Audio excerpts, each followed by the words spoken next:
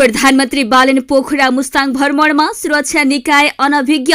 प्रधानमन्त्री कार्यालयले भन्छ प्रधानमन्त्रीको भ्रमण निजी हो। प्रधानमन्त्री बालेन शाह बस्ने रिसोर्टमा सुरक्षा व्यवस्था कडा। अर्थमन्त्री वाग्लेसँग राष्ट्रिय स्वतन्त्र पार्टी कार्यकर्ताको आक्रोश। तपाईका कारण तराई मधेसमा जान सकिने अवस्था छैन। गरिमाको हत्या विरुद्ध सडकमा धरनामा बाबा आमा परिवारले मानेनन् प्रशासनको सहमति। सूचना प्रवाह कानूनी बाध्यताको विषय हो। यसमा समितिको थप निर्देशन आवश्यक छैन। वर्षमान पुनको धारणा। पुराना र अदालतबाट निरूपण भइसकेका विषयमा पुनः छलफल आवश्यक छैन। उपनेता पदमा अर्यालको भनाई। बैठकमा झण्डै हात हालाहाल किन भड्किएका थिए कमल थापा, यसको पुरै जानकारी। छोराको शिक्षाका लागि विदेशी आमालाई भिजा दिन उच्च अदालत पाटनको अन्तरिम आदेश। विद्युत र सिंचाई पूर्वाधारको स्थलगत निरीक्षणका लागि कोशी प्रदेश जाँदै ऊर्जा मन्त्री श्रेष्ठ। डीडीसीको घिउ पहिलो पटक दुबई निर्यात 600 किलो पठाइयो। जाजरकोटमा डोगरा खोलाले बगाउँदा 2 जना बेपत्ता। बिग्रिँदो स्वास्थ्य अवस्था बीच इमरान खानलाई जेलबाट निजी अस्पताल सारियो। शक्ति राष्ट्र बीचको प्रतिस्पर्धामा कसैको पक्ष नलिन दक्षिण कोरियालाई चीनको आग्रह लगायतका समाचारहरू प्रस्तुत गर्नेछौं। दर्शकबिन नमस्कार। सत्य दैनिक समाचारमा यहाँहरूलाई हार्दिक स्वागत छ। सदाको दिन जस्तै आज पनि हामी देशभरिका ताजा अनि महत्वपूर्ण खबरको साथमा यति बेला हामी तपाईको माझमा उपस्थित भइसकेका छौं। तपाईले यति बेला हाम्रो समाचार कुन ठाउँ कुन जिल्ला कुन देशबाट सुन्दै गर्नु भएको छ तलको कमेन्ट बक्समा लेखी पठाउनु होला। हामीले प्रस्तुत गरेका सामग्री तपाईलाई मन परेको छ भने हाम्रो च्यानलमा सब्स्क्राइब, लाइक, कमेन्ट गर्न नभुल्नु होला। आउनुहोस् आजको समाचार सुरु गरौं। दर्शकबिन प्रधानमन्त्री तथा मन्त्री परिषदको कार्यालयले प्रधानमन्त्री बालेन शाहको मुस्ताङ भ्रमण निजी भएको बताइएको छ। शुक्रबार प्रधानमन्त्री तथा मन्त्री परिषदको कार्यालयले गरेको नियमित पत्रकार सम्मेलनमा सञ्चारकर्मीले सोधेको प्रश्नमा कार्यालयका प्रवक्ता हेमराज अर्यालले शाहको भ्रमण निजी भएको जवाफ दिएका छन्। सामान्यको यो भ्रमण निजी हो, अन्य बुझ्न परे उहाँको सचिवालयमा बुझ्न सकिन्छ, प्रवक्ता अर्यालको भनाइरहेको छ। प्रधानमन्त्री शाह आज शुक्रबार काठमाडौँबाट सडक मार्ग हुँदै पोखरा पुगेका छन्। त्यहाँबाट उनी मुस्ताङ जाने कार्यक्रम रहेको छ।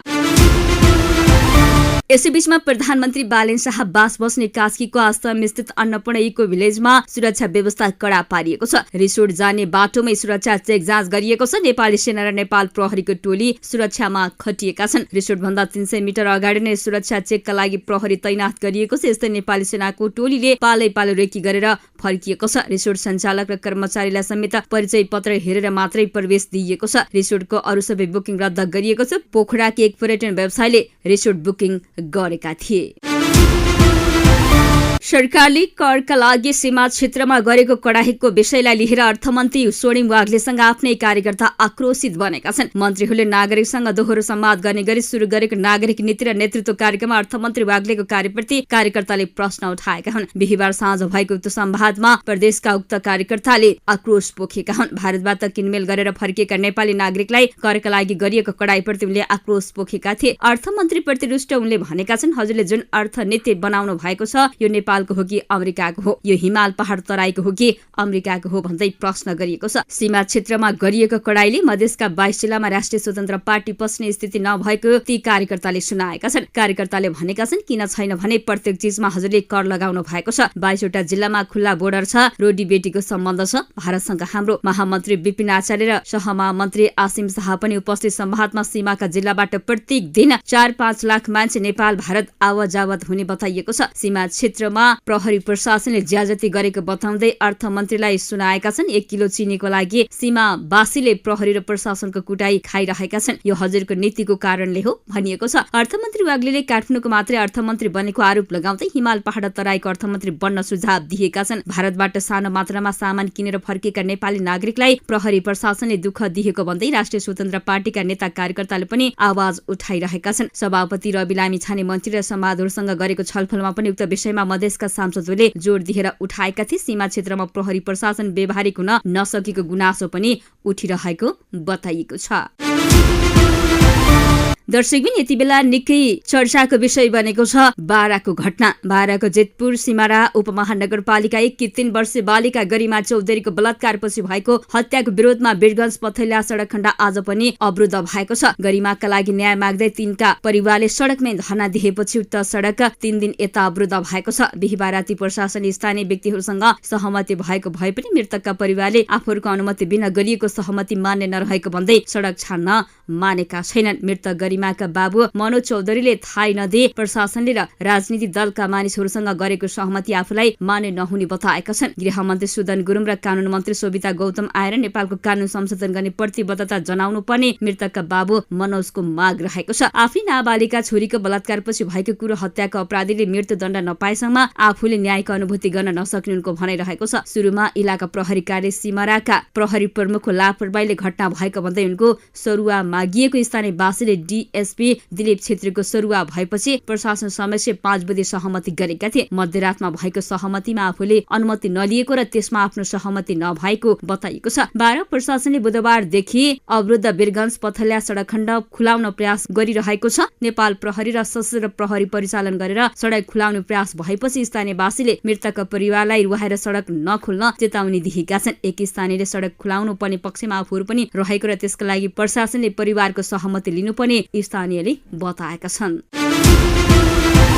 नेपाली कम्युनिस्ट पार्टीका सांसद वर्षमान पुनले संसदीय सुनवाई प्रक्रियाका सूचनाहरू उपलब्ध गराउन सम्बन्धित सूचना अधिकारीको कानूनी दायित्व भएको बताएका छन्। शुक्रबार सिंहदरबारमा आयोजित संसदीय सुनवाई समितिको बैठकमा बोल्दै सांसद पुनले प्रचलित कानून बमोजिम सूचना प्रवाह गर्ने विषयमा समितिले छुट्टै निर्देशन दिइराख्नु नपर्ने तर्क गरेका छन्। सांसद पुनले सूचना माग गर्दै व्यक्तिलाई कानूनले तोकेको ढाँचामा सूचना उपलब्ध गराउन सूचना अधिकारीको अधिकार क्षेत्रभित्र पर्ने स्पष्ट पारेका छन्। समितिका सम्पूर्ण काम कारबाहीहरू पारदर्शी र सार्वजनिक रहेको उल्लेख गर्दै उनले संसदीय सुनवाईलाई प्रसारण लाइभ गरिएकाले कुनै पनि जानकारी गोप्य नरहेको दावी गरेका छन्। सांसद पुनले सूचना माग्ने व्यक्तिले सूचना अधिकारी मार्फत प्रक्रिया अगाडि बढाउनु पर्ने र सो प्रक्रियाबाट चित्त नबुझेमा राष्ट्रिय सूचना आयोगमा पुनरावेदन दिने कानूनी मार्ग प्रस्थ रहेको तर्फ ध्यान आकर्षण गराएका छन्। समितिले सूचना अधिकारीको अधिकार क्षेत्रमा हस्तक्षेप गर्न नमिले भन्दै उनले कानूनी व्यवस्थालाई पालना गर्नु नै उत्तम हुने बताएका छन्। सांसद पुनले कानूनी रूपमा स्पष्ट भइसकेका विषयलाई समितिको कार्यसूची बनाइराख्न र यस्ता विषयमा धेरै अलमलिन आवश्यक नरहेको पनि उल्लेख गरेका छन्।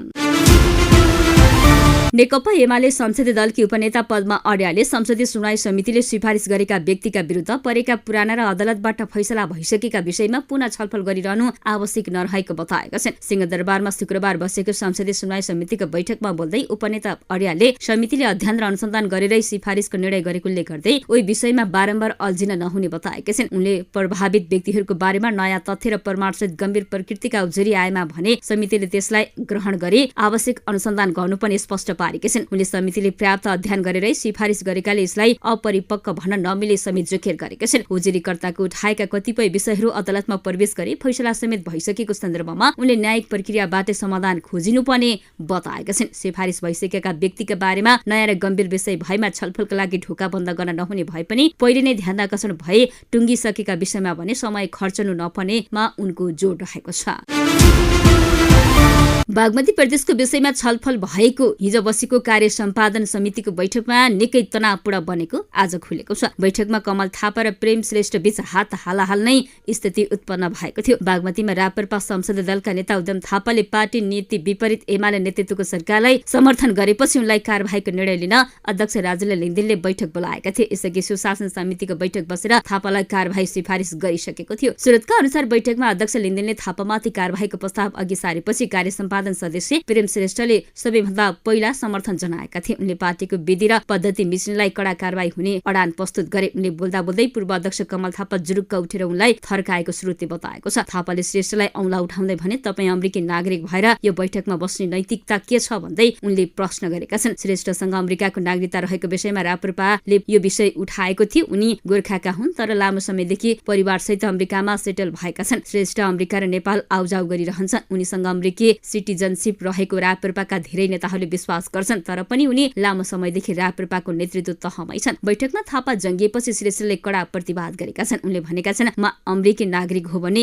हिजो तपाईले नै 2 पटकसम्म केन्द्रीय सदस्य र सहमन्त्री किन बनाउनु भयो? मैले तपाईलाई डलर खनाउन्जेल नेपाली हुने अहिले आएर अमेरिकी भए भन्दै उनले जवाब फर्काएका थिए। दुईजनाको सवाल जवाब झगडाकै तहसम्म पुगेको थियो। सबै नेताहरू आफ्नो कुर्सीबाट उठे। कसैले थापाको त कसैले श्रेष्ठको पक्ष लिएर बोल्न थाले। थापा र श्रेष्ठ बीच हात हालाहाल नै हुन आँटेपछि अध्यक्ष लिङ्गदेनले छुट्याउन खोजे। उनले थापालाई तपाईँ जसो सम्मानित नेता भएर यस्तो उग्रता नदेखाउनुहोस् भनेर सम्झाएका थिए। निकै बेरपछि मात्रै तनाव मन्थर भएको थियो। कमल थापा बैठकको निर्णयमा मेरो नोट अफ डिसेन्ट लेखिदिनु भनेर निस्के। उनी बाहिर आएर सञ्चारकर्मीसँग बैठकले उद्धम थापालाई कार्यवाहीको निर्णय गरेको र आफू लगायतका नेताहरूले फरक मत राखेको जानकारी दिएका थिए।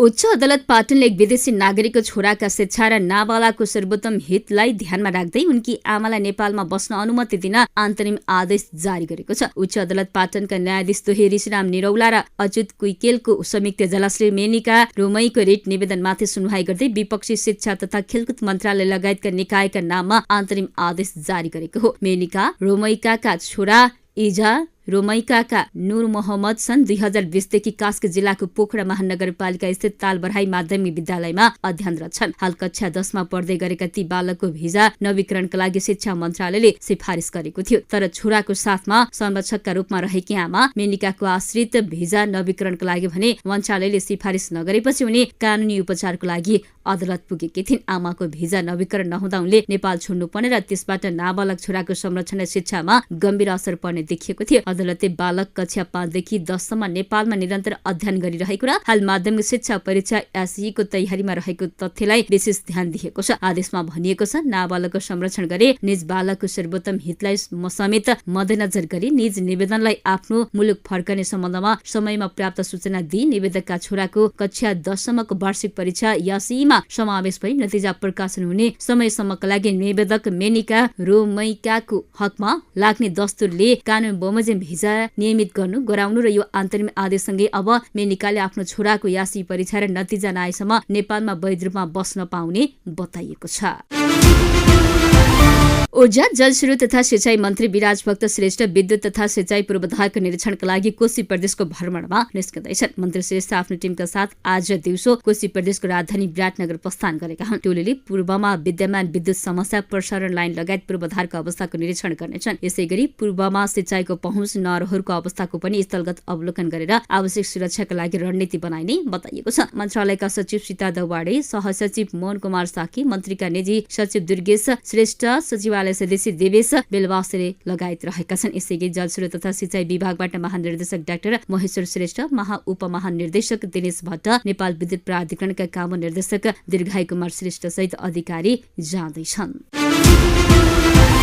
नेपाल सरकारको स्वामित्वमा रहेको दुग्ध विकास संस्थान डीडीसीबाट उत्पादित घिउ दुबई निर्यात सुरु भएको छ। त्यहाँ बसोबास गर्ने नेपालीलाई लक्षित गरेर शुक्रबारदेखि दुबईमा निर्यात थालिएको हो। पहिलो पटक शुक्रबार 600 किलो घिउ जहाजबाट दुबई पठाइएको छ। दुबईमा घिउ निर्यात र डीडीसीले रातो र चन्द्र सूर्य इन्टरनेशनलसँग सम्झौता गरेको छ। दुबईमा रहेका विक्रेताले परीक्षणको रूपमा बिक्री गर्ने र मागको अवस्था हेरेर थप निर्यात गर्ने प्रतिबन्ध निर्देशक प्रकाश चन्द्र घिमिरेले बताएका छन्। सुरुमा लगेर त्यहाँ रहेका विक्रेतालाई एक कार्टुन दिन्छौं, त्यसपछि हाम्रो राम्रो परिणाम माग गर्छौं, उनले सुनाएका छन्। नेपाली उत्पादनको प्रचारका लागि पहिलो पटक जहाजमा पठाए पनि पछि भारत हुँदै कन्टेनरमा पठाउने तयारी छ। दुबई बाहेक मध्य पूर्वका अन्य देशमा पनि डीडीसी घिउ सहित अन्य उत्पादन छिट्टै निर्यात तथा बिक्री हुने उनको भनाइरहेको छ। जाजरकोटको चुनी जाँदे गाउँपालिका 6 मा बाढीमा परे 2 जना बेपत्ता भएका छन्। 39 वर्षीय रचना थापा र 64 वर्षीय देवबहादुर सिंह बेपत्ता भएका हुन्। प्रहरीका अनुसार डोगरा खोलाले बगाउँदा उनीहरू बेपत्ता भएका हुन्। प्रहरीका अनुसार थापालाई बुधबार साँझ गोठबाट घर फर्कने क्रममा खोलाले बगाएको थियो। सिंह भने शुक्रबार बिहान डोगरा खोलाको बाढीमा बेपत्ता भएकी हुन्। बाढीले 8 देखि 10 वटा पानी घट्टा समेत बगाएको छ। बेपत्ताको खोजीका लागि नेपाल प्रहरी, सशस्त्र प्रहरी र नेपाली सेनासहित 3वटै सुरक्षा निकाय परिचालन गरिएको प्रमुख जल अधिकारी खडानन्द अधिकारीले जानकारी दिएका छन्। लगातारको वर्षाकै कारण खोजी तथा उद्धारमा कठिनाई भइरहेको प्रहरीले जनाएको छ।